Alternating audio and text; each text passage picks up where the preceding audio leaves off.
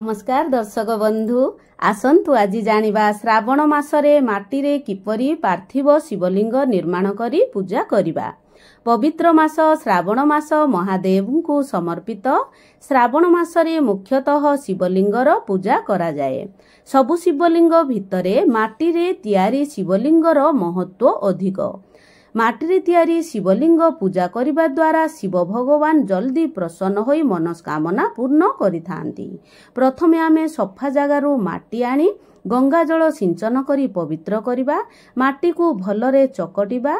जदि तुळा टिके मिसेई दबा तेबे माटीर जलीय अंश को सोक करिदबो एवं शिवलिंग जल्दी खंडित हेबे नाही। प्रथमे आमे बेलपत्र रखिबा, ता उपरे शिवलिंग निर्माण करिबा। तापरे जलधारी एवं बासुकी नाग निर्माण करिबा। शिवलिंग आंगुठी बुद्धा आंगुठी उच्चतार निर्माण करा जाय थाए। बेसी बड़ करा जाय नाही। सकाळे जदि पूजा करिबा ब्रह्म मुहूर्तरु उठी आमे शिवलिंग बनेबा द्वारा शिवलिंग जल्दी सुखी जाय थांती। संध्यारे पूजा कले सकाळे निर्माण करिबा। श्रावण मासरे पार्थिव शिवलिंगर पूजा प्रति सोमवार किंबा प्रतिदिन पूजा करिपारिबा। किंबा श्रावण शिवरात्रि 23 तारिख बुधवार रे पड़ुअछि। एही शिवरात्रि आमको अत्यंत फलदायी होई थाए। कारण प्रति मास शिवरात्रि पड़ी थाए, किंतु आमे केवल महाशिवरात्रि पालन करू, किंतु श्रावण मासर शिवरात्रि मध्य सेतिकी फल आमको प्रदान करि थाए। आमे आसंतु देखिबा प्रथमे सामग्री कौन आवश्यक। प्रथमे आमे एक ढाଳରେ जल एवं पंचामृत अभिषेक पाई नै जिबा। क्षीर दही महू चीनी एवं घी नै जिबा एवं शस्य मध्य अभिषेक करा जाय थाए। कला राशि अक्षत चंदन भस्म बुट डाली बीरी मुग एवं कमला रस विभिन्न प्रकार फल रसरे मध्य अभिषेक करा जाय थाए। आखु रसरे मध्य अभिषेक करा जाय थाए। रुद्राक्ष अत्तर एवं धला वस्त्र दीप धूप एवं आळती कर्पूर। महादेवଙ୍କୁ सकाळे एवं संध्यारे पूजा करा जाय थाए। संध्या एवं रात्रिर समय को प्रदोष समय कहा जाए। महादेवଙ୍କୁ सबुठु अधिक प्रिय प्रदोष समय बा संध्या समय। सूर्य अस्तर 24 मिनिट पूर्वरु एवं सूर्य अस्तर 24 मिनिट परे समय को प्रदोष समय कहा जाए। एही समय रे आमे जदि शिव भगवान को पूजा करिबा, श्रावण मास होइथिबो एवं सोमवार होइथिबो एवं समय प्रदोष समय होइथिबो, तेबे शिव भगवान एमिति एक देवता जिए जल्दी प्रसन्न होई आम भाग्य रे परिवर्तन करि देई थांती। शिव भगवान तांको गण एवं मां पार्वतींको सह संध्यारे भ्रमण करिथांती एवं भक्तंको दुख दूर करिथांती। बेलवृक्ष मूलरे ब्रह्मा विष्णु महेश्वर मां लक्ष्मी एवं 33 कोटी देवादेवी वास करिथांती एवं बेलवृक्ष स्वयं महादेव। तेणु बेलवृक्ष मूलरे आमे पार्थिव शिवलिंग निर्माण करी जदि पूजा करिबा ताहा बहुत पुण्य आमको मिलिथाए।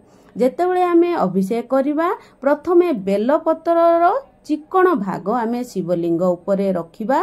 तापरे आमे किछि गंगा जल अत्तर कला राशि एवं किछि मिठा चीनी पकेई आमे अभिषेक करिबा एवं क्षीर अर्पण करिबा। तापरे पुणी जल एहीपरि समस्त सामग्री एवं जल अर्पण करुथुबा एवं पंचामृत अर्पण करिबा। क्षीर जलर अभिषेक ठारू क्षीरर अभिषेक 100 गुण अधिक फल मिली थाए एवं दही महू घीर अभिषेक मध्य आमको 1000 गुण अधिक फल मिली थाए। आमे जदि क्षीर अर्पण करूचे, क्षीर अर्पण करिबा द्वारा आमर चंद्र मजबूत रही थाए। चंद्रमा मनर कारक। आम मन जदि शांत रहे ताहाले सबु आमर शांत भावरे चली थाए।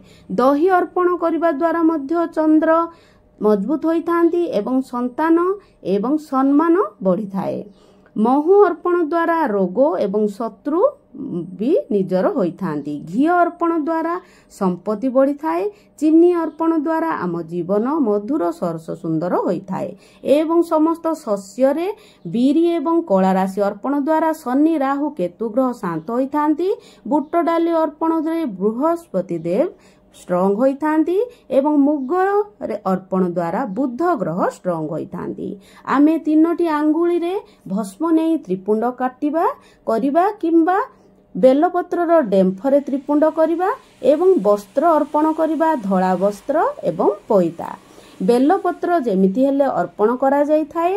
କିଛି ଚନ୍ଦନ ଲଗାଇଦେବା କିମ୍ବା ମହାଦେବଙ୍କୁ ଶ୍ରୀରାମଙ୍କ ନାମ ଅତ୍ୟନ୍ତ ପ୍ରିୟ ହୋଇଥାଏ, ତେଣୁ ଶ୍ରୀରାମ ଲେଖିବା କିମ୍ବା ଓମ୍ ନମଃ ଶିବାୟ ଲେଖି ଅର୍ପଣ କରିବା।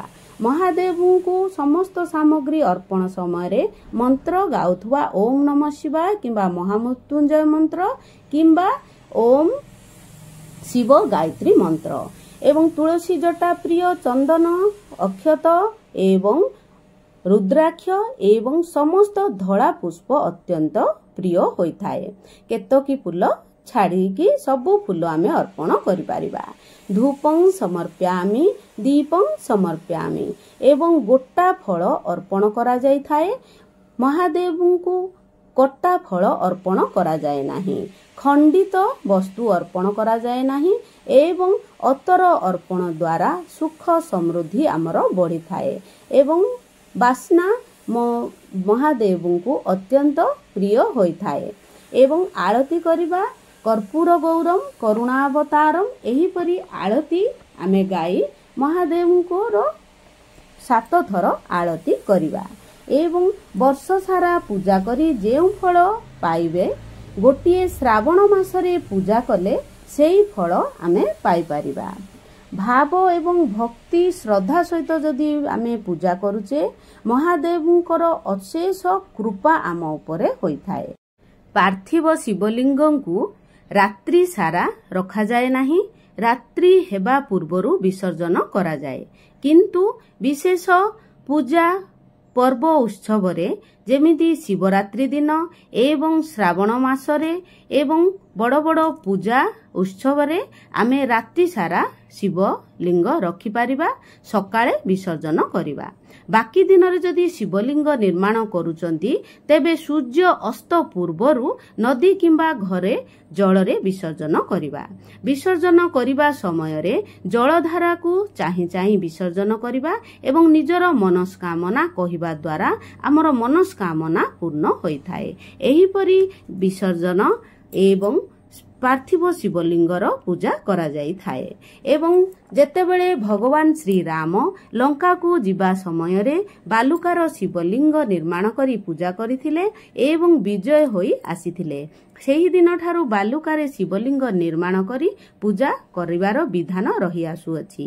ଆଗକୁ ଆହୁରି ଶ୍ରାବଣ ମାସ ଅଛି ଏବଂ ସୋମବାର ମଧ୍ୟ ଆସୁଅଛି। ଯଦି ଏହିପରି ଆମେ ପୂଜା କରୁନେ, କେବଳ ଆମେ ନିଜର ଭାବ ଏବଂ ଭକ୍ତିର ସହିତ ଗୋଟିଏ ଢାଳ ଯଦି ପାଣି ଆମେ ଭୋଲେ ବାବାଙ୍କୁ ଅର୍ପଣ କରୁଛେ, ତେବେ ଭୋଲେ ବାବାଙ୍କର କୃପା ଆମ ଉପରେ ଜଲ୍ଦି ହୋଇଥାଏ। ଯଦି ମୋର ଭିଡ଼ିଓଟି ଭଲ ଲାଗିଥାଏ, ତାହେଲେ ନିଶ୍ଚୟ ଲାଇକ୍, ସେୟାର ଏବଂ ସବସ୍କ୍ରାଇବ୍ କରିଦେବେ। ଓମ୍ ନମୋ ନାରାୟଣ। ହର ହର ମହାଦେବ।